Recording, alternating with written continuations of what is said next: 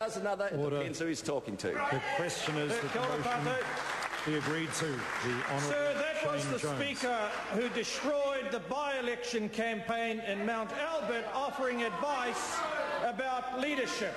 The maestro of self-defeat. That's also, sir, the man who distinguished himself recently by being kicked out of this House, refusing to apologise. What we've heard from him, sir, is a reminder of the ABC of politics.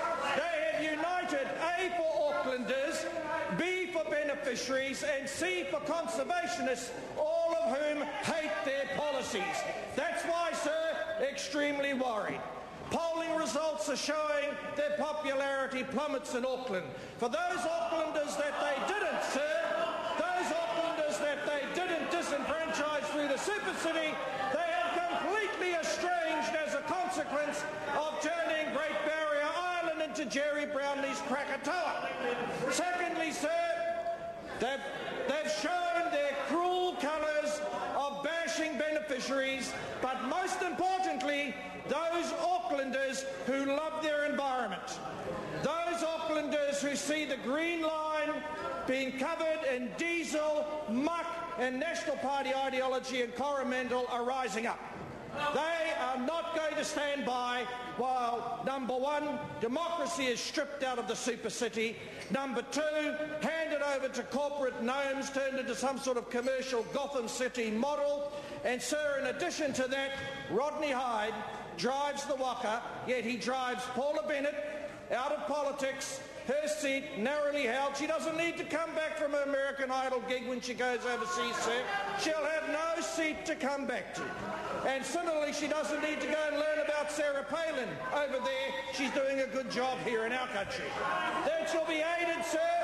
She'll be aided by the member of Mauna Kea who realises as a consequence of Mr Hyde's rantings and his very, very destructive quality of leadership in the super city, where he consistently promises people he's listening and does exactly the opposite, but hopes that they get the blame.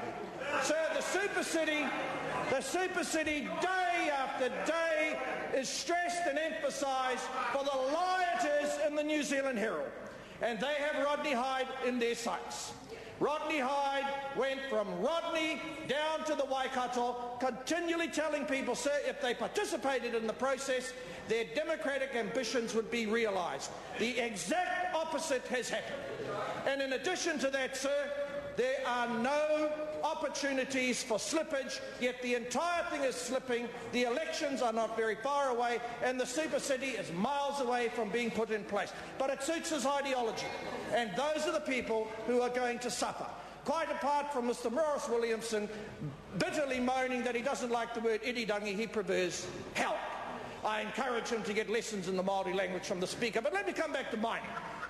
So, mining is in the right place, not a fatal economic consequence, but this is a government who has chosen to mine the most sensitive areas and who have chosen to turn an economic development debate into an exercise in destroying New Zealand's clean green image, destroying conservation values, and apparently, sir, in order for a step-up exercise to catch Australia.